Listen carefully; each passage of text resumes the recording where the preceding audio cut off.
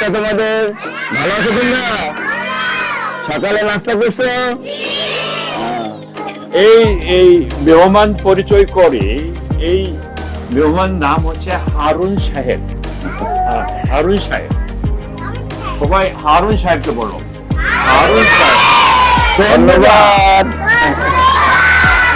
এই হারুন সাহেব হচ্ছে ঢাকা শহরে এটা বড় বড় কাপড় দোকান 3টা আছে। এ তো হরিপুরে বড় দোকান তো একটা আছে।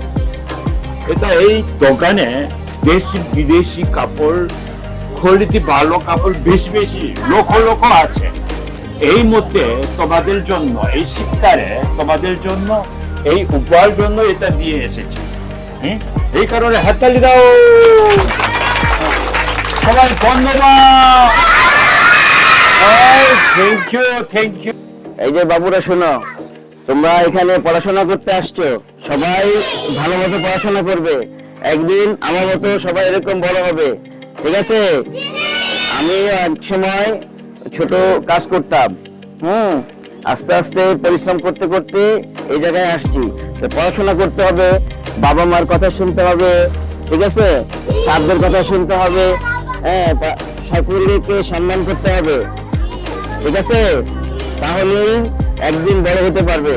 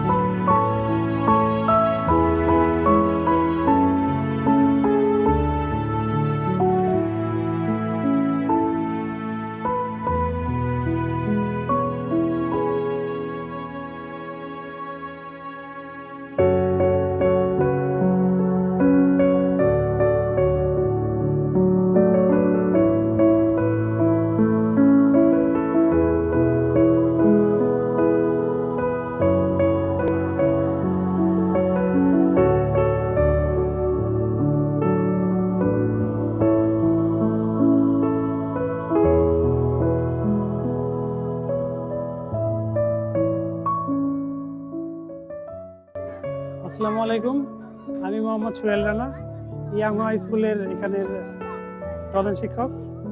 তো আজকে আমাদের স্কুলে কিছু প্রোগ্রাম ছিল। আমাদের ওই যে একজন বস আসছেন, শীত উপলক্ষে বাচ্চাদের জন্য পুরস্কার নিয়ে এসছেন।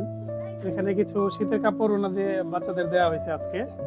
তো আমাদের লোকেশনটা হচ্ছে এটা করাইল কুমিল্লাপট্টিতে। এখানে আমাদের অসংখ্য বাচ্চা আছে যারা একটু গরিব টাইপের। হ্যাঁ, এদের সাহায্য সহযোগিতা করার জন্য আমাদের কোরিয়ান বস আর ম্যাডাম আছেন, ওনারা এই এনজিওটা চালাচ্ছেন। এটা দীর্ঘদিন থেকে চালাচ্ছেন, আর এটা আমাদের এই এলাকার জন্য অনেক হেল্পফুল। হ্যাঁ, তো এই উপলক্ষে আজকে আমাদের এই যে বস আছেন হারুন স্যার, উনি আসলে এই অ্যারেঞ্জটা করছেন আজকের জন্য। আমি সৈয়দ হারুনা রশিদ, আমার প্রতিষ্ঠানের নাম 5 স্টার অনন্যা শপিং কমপ্লেক্স। আমি ছোটবেলা থেকেই বিভিন্ন জায়গায় কাজ করে আসছি, আস্তে আস্তে আজকে এই পর্যায়ে আসছি, অনেক পরিশ্রম করে আসছি। আমার গরিব দুঃখী মানুষের জন্য মন কাঁদে, অনেক সময় হয়তো দেওয়ার সুযোগ হয় না। আমার বন্ধু কিমের মাধ্যমে আমি এখানে একটা দেওয়ার সুযোগ পাইছি, তাই আমি আমার এই প্রতিষ্ঠানের পক্ষ থেকে এই বাচ্চাদেরকে শীত বস্ত্র প্রদান করলাম।